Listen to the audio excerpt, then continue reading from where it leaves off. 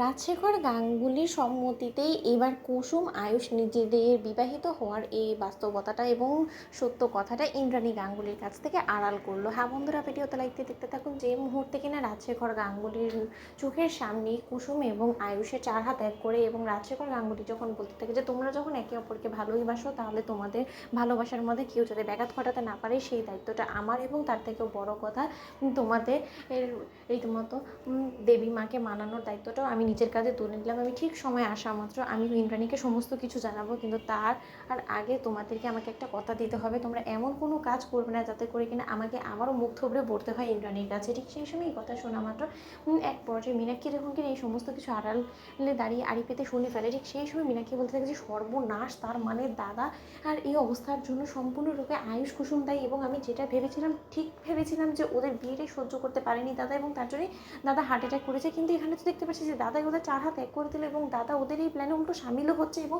দাদা উল্টো ওদেরকে এই সমস্ত আইডিয়াগুলো দিচ্ছে যাতে করে কিনা দিদির কাছে আসল সত্যটা না পৌঁছয়। কিন্তু এতটাও তো সহজ হবে না দাদা, তুমি যতই ভালোবেসে স্নেহ করে ওদের দোষগুলোকে আড়াল করার চেষ্টা করো না কেন, এই মীনাক্ষী থাকলে তো কোনো মতেই সেটা অন্তত হতে দেবে না। ঠিক সেই সময় এই কথা বলা মাত্র আয়ুষ যখন বলতে থাকে যে বাবা, আমার দীর্ঘ বিশ্বাস ছিল যে কেউ আমাদেরকে বুঝুক বা না বুঝুক, তুমি অন্তত আমাদেরকে বুঝবে। ঠিক সেই সময় রাজশেখর গাঙ্গুলি যখন বলতে থাকে কিন্তু শঙ্করকে সামাল দেওয়ার দায়িত্ব কিন্তু সম্পূর্ণরূপে কুসুম তোমার উপরে। আমি জানি যে শঙ্কর মনে মনে এটাই ভাবছে যে ইন্দ্রাণী হয়তোবা তোমাকে বাড়ির বউ হিসেবে মেনে নিয়েছে এবং খুব শীঘ্রই তোমাকে বরণ করে ঘরে তুলবে, কিন্তু সেটা যে কোনোদিনও বাস্তবে ঘটবে না সেটা শঙ্করকে বোঝানোর দায়িত্বভার তোমার উপরে। ঠিক সেই সময় এই কথা বলা মাত্র এক পর্যায়ে সেখানে যখন মীনাক্ষী হঠাৎ করে ঢুকে পড়ে এবং মীনাক্ষী যখন কিনা এমন একটা ভান করে যে কোনো কিছু শুনতেই পাইনি, ঠিক সেই সময় রাজশেখর গাঙ্গুলি বলতে থাকে যে কী ব্যাপার মীনাক্ষী, তুমি এখানে কী করছো বলো তো। ঠিক সেই সময় মীনাক্ষী বলতে থাকে যে না দাদা, আমি আসলে আপনার কাছ থেকে একটা কথা জানতে চাইছিলাম যে আপনি যে হঠাৎ করে হার্ট অ্যাটাক করে বসলেন, তাও আবার যেন তেন হার্ট অ্যাটাক না, ম্যাসিভ হার্ট অ্যাটাক, সেটা কী করে হলো আপনারা বলুন তো। আপনি তো দিব্যি সুস্থ সবল মানুষ, গিয়েছিলেন সেই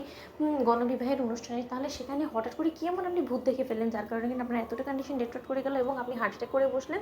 ঠিক সেই সময় এই কথা বলা মাত্র রাজশেখর গাঙ্গুলি বলতে থাকে যে দেখো, হার্ট অ্যাটাক বলবে, স্ট্রোক বলবে, সেই সমস্ত কিছু তো আর আমাদের হাতে থাকে না। কখন কার কী হয়ে যায় সেটা কেই বা বলতে পারে, সমস্তটা ঈশ্বরের হাতে। ঈশ্বর যতদিন পর্যন্ত আমাদেরকে বাঁচিয়ে রাখবে ততদিনই বাঁচবে, এর থেকে বেশি কিছু তো আর বলা সম্ভব না। তাই আমি আশা করবো যে তুমি আর ঘুরিয়ে পেঁচিয়ে আমার অসুস্থতার জন্য সম্পূর্ণরূপে দায়ভার কুসুমের উপরে চাপানোর চেষ্টা করবেন। আমি তোমার কাছে হাত জোর করে বড় হয়ে অনুরোধ করছি, এবার বাকিটা তোমার উপরে। ঠিক সেই সময় মীনাক্ষী বলতে থাকে যে আমি হাত ধুয়ে কুসুমের পিছে না পড়লেও কিন্তু আপনার হার্ট অ্যাটাকের পেছনে যে সম্পূর্ণরূপে কুসুম এবং আয়ুষ দায়ী সেটা যে দিদির কাছে দিদির কানে না তোলা পর্যন্ত কোনো মতেই মীনাক্ষী চুপ করে বসবে না। এবার দেখুন মীনাক্ষী কী করে, যে করেই হোক না কেন শঙ্করদার মুখ থেকে এবার তার মেয়ের এবং মেয়ের জামাইয়ের আসল সত্যটা এবার দিদির কাছে সামনে আমি আনবই। তো বন্ধুরা, লাইক কমেন্ট শেয়ার করে সাবস্ক্রাইব করতে ভুলো না।